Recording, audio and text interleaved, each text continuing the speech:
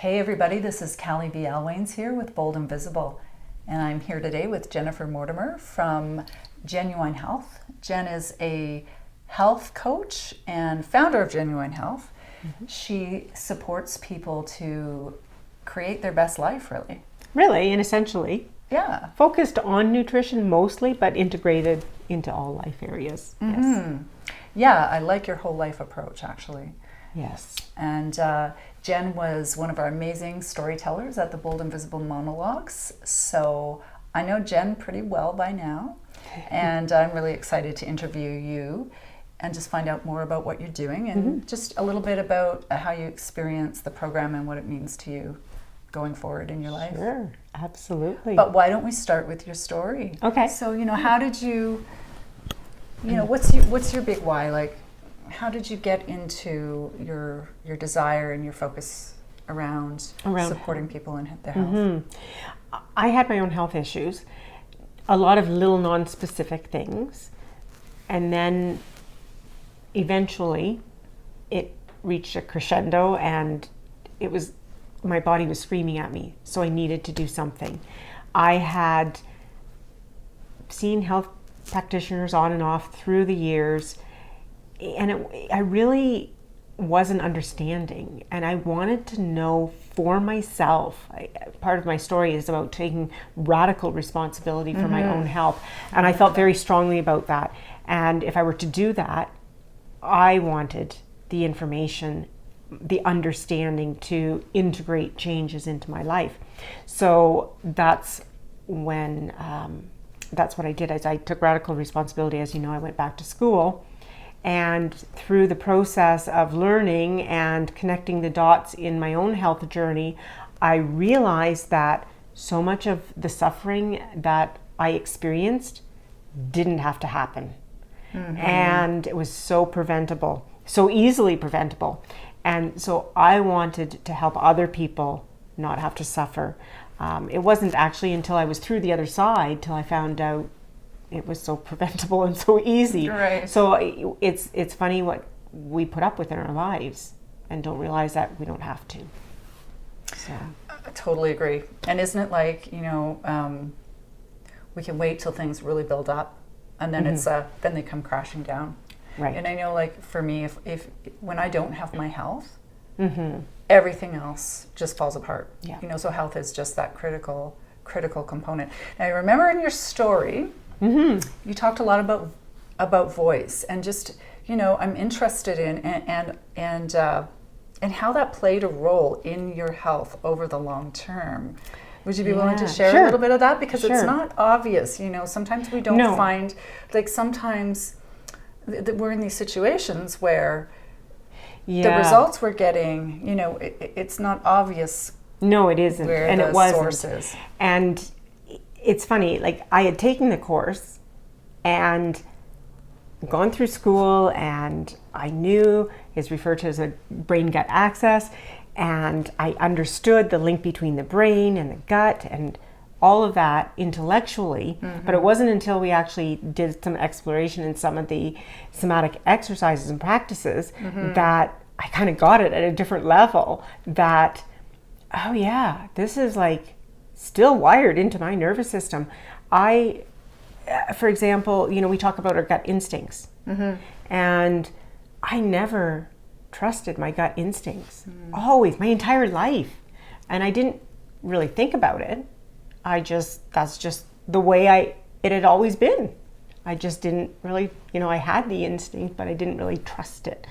And so when we talked about our story, and I don't know if you wanted me to get into that or not, but sure. Like, part of my story was a grade 2 incident that it wasn't a huge incident, but obviously, as I unraveled all of the story, it was significant enough that it was tape on my mouth, and it was quite.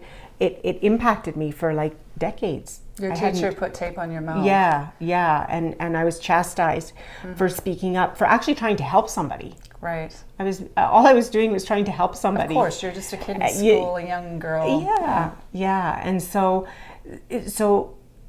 very subtly, I walked around with tape on my mouth my entire life. I just held back. And my health, I held back. So I was not sorting through my digesting and absorbing the nutrients. So it's no surprise that I had gut issues.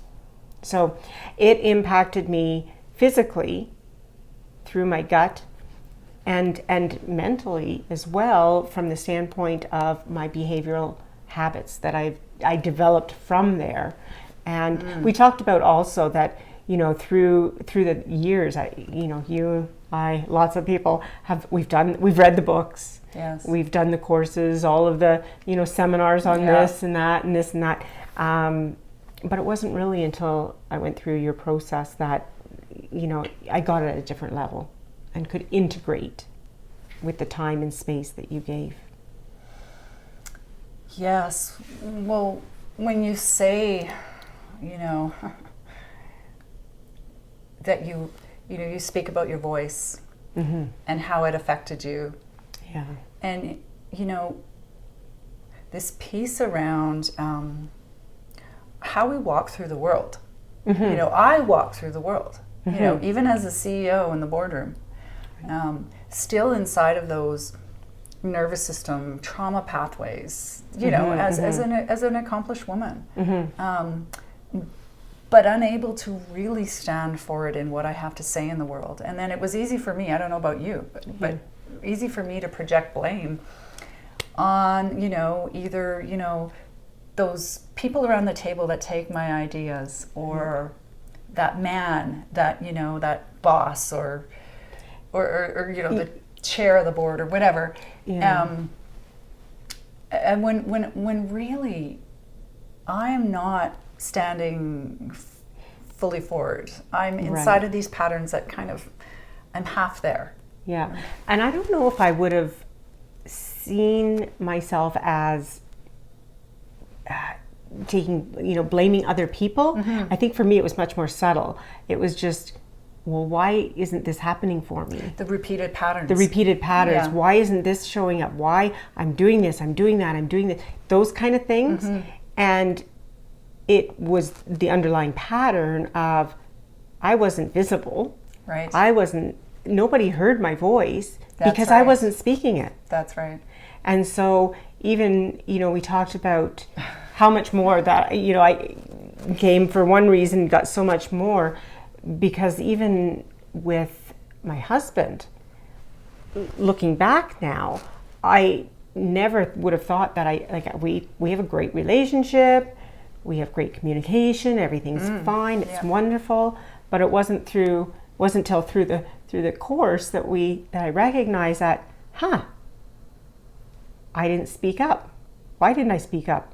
Well, I have I just didn't do it, and started recognizing some of the habitual patterns that I wasn't even aware of. Right, and so, it was brilliant. Well, and speaking of, blame and I think for me actually self-blame. Right. Okay. Yeah, I see what you're saying. Yes. Is even worse. Yeah. Right. Yeah. A lot of us are so when we're in the world and things aren't showing up for us, can really trigger a shame response versus just this. Okay. How do I unravel that? Where's that coming from? And how do I deal with it? Yeah. Totally agree with you there. Yeah. So for you, what's the importance to you and to all women in your mind of stepping into visibility, like getting out of the shadows? It's really... Yeah, it's so subtle because it's not, as you know, I came to the course, to the program, to get clarification on my business direction. And that was my primary focus. And I got so much more. And it wasn't until through the course, toward the end, that all of this other things that showed up. So I hadn't realized that I wasn't speaking up. I thought I was. In my mind, I thought I was. and yet I can see looking back now. It's always easier looking back. Yeah, right. to see, maybe I wasn't after all. Yeah. So for other women, I would, really think about what's happening, what patterns are showing up. And just take, just take your course. Oh, yeah, take my course. Because, well, no, it was the process, right? It wasn't just doing this or doing that. It was the container that you provided and the guidance that you provided in doing this exercise in this way, and then building on that and building on that. That took us on that journey, right, and gave us the space and the time to let all of the thoughts percolate up and come to us through the body. Because that was the other thing too, is that, I was looking for business direction, and for a year I was struggling with, because health is a huge field. Where do I want to go with this? Yeah. And I went here, went there. I'm very analytical, very strategic. So of course I was, okay, well, if I do it this way, and I could go here, here, here, and this could be an offshoot, or I could do this direction.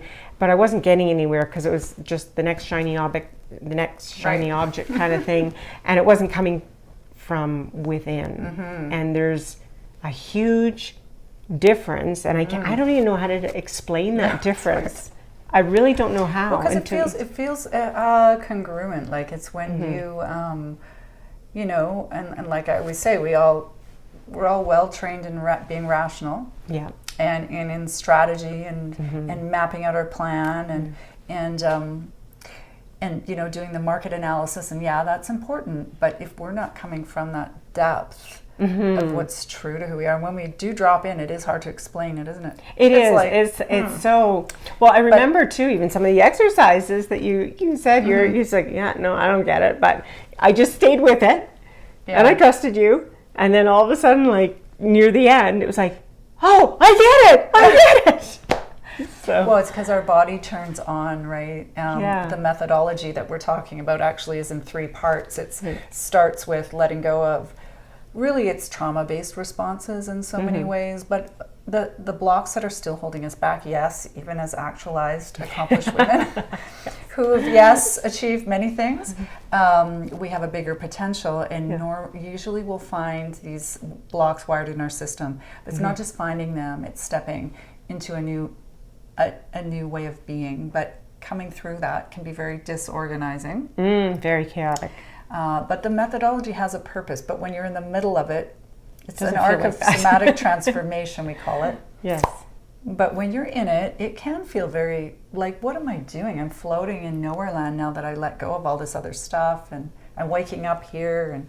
But it's a very strict methodology, but when you get to the end of it, it all comes together. Yeah, and I as you know, I had physical, mental changes, all kinds of changes. Like on a physical level, finding my center, and we talk about the power center of not the pushy, aggressive type power, but just a presence, just a solid presence, a confidence. And finding that, and just that my shoulders dropped. And your voice dropped. Your voice dropped. And you just feel like you're coming from here. So there's such a difference when we come from our center. Yes. And it sounds all woo-woo. It does. But I remember you so much more powerful when we're coming from our center, and our voice is dropped into our center, and our breath is wide. And I remember at the beginning you saying, oh, your body's going to change, and this is going to happen, and that's going to happen. I'm like, hey, yeah, okay, whatever. And then I remember, like, near the end there, I'm like, Callie, I got to tell you what happened. Because I was walking out of my bathroom. I have TMJ, and walking out of my bathroom that one night, it was, my jaw just released. Like, it wasn't locked or anything, but the muscle just kind of like released in a way that it has never released before. Like, and I've had chiropractors work on my TMJ, and massage therapists work on my TMJ, but this it it was like a relax. Well, and I noticed your facial muscles just softer because remember you came to the rehearsal. So the rehearsal, like that in itself, like the story crafting, making meaning of our life, and then the rehearsal process is so embodying, right? Like, okay, so much fun. So much fun. To be with a group of women deeply rehearsing our personal story, like, and cutting and crafting, and then they're embodying and finding out, oh, why is my voice stuck when I say that one thing? Is it truth, or am I stuck somewhere? And it's in itself, it's a process, right? It is. Besides laughing a lot. Yeah.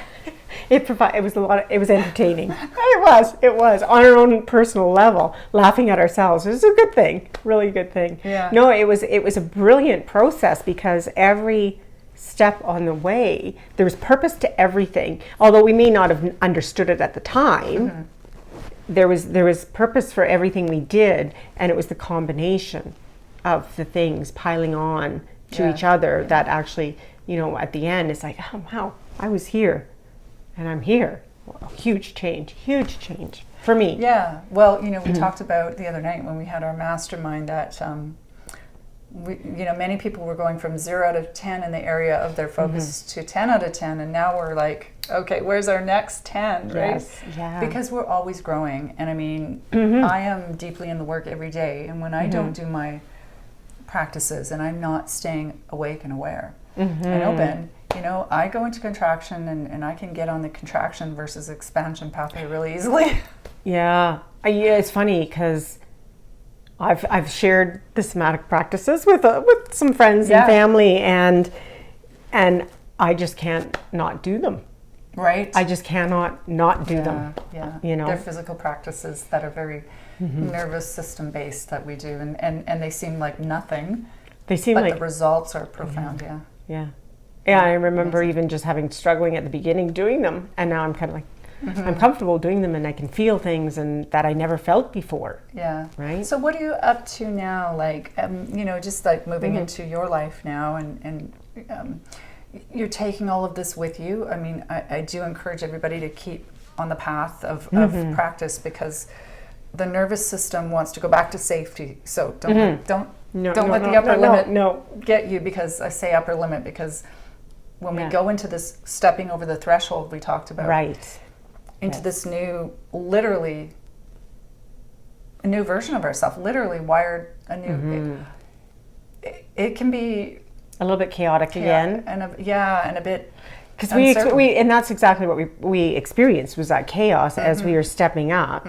And then now we're kind of at the edge, and we're about to, push forward, go to the next level, and that chaos might be coming back again a little bit. And I have felt a little bit of that energy, and that's why it's like, stick to the somatic practices. And I'm so grateful for the mastermind, because without the women and the support that we have between each other, that bond that we have to serve and support each other, it would be very difficult. It'd be easy to retract and retreat, as opposed to staying the course and working, expanding forward, baby steps forward. So what are you doing? Like, what's your next steps?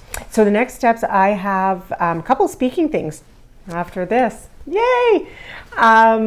Still nervous, but course. Way better. Nerves are good. Yeah. So I'll be speaking at the New Earth Expo, and that is October 4th, 5th, 6th, and I will be speaking on the 6th at 3:45 p.m. And I also have a booth there for JENuine Health, and we'll be, cultivating and helping people with their health journey. And you're going to tell your story, right? I'm going to tell my story again. It's all part of my talk, so more on that as well. The following week, I will be co-facilitating a nurture circle with Tina Thressel, and again, getting into the wheel of health, that a tool that I developed for people to kind of take a good look at their health and where they're at, so that they know where they want to go. Just help them get clarity is basically it. Great. So, and I can include a link to your contact. Sure, absolutely. With this video. Sure so thing. if people want to contact Jenn at JENuine Health. JENuine Health. JENuine Health. Indeed. Then you definitely can. And the New Earth Expo for sure coming up. Sure. Yeah. Is there anything else that I want to say? You're inspired to say? Honestly, I want to thank you. Okay, I don't want to cry on camera, but honestly, profound changes. And some people see the outward changes a little bit within me. I feel the inner changes, and there's so many of them. From a physical level, I talked about the mental, conversations and how I show up and how I'm being, and breaking old patterns and stepping forward, and just so many blessings. Well, it's my pleasure, and the thing about you, Jenn, is you stepped in to do the work. So it's not. I work with women who are serious about making a change in their life and being their highest version, because it's not easy work. No, it's highly accountable work. Yes. I filter the people I work with. Yeah, to make I can see why. To make sure they're ready. And actually, there's a couple people that weren't, quite ready, and that's totally fine. Yeah. But you were like committed, and even in the middle, when the middle's like that spot where I'm not. It's not crazy cultish or anything. It's no. Weird, it's a turbulent time, and I think that the analogy we used was that blowy thing.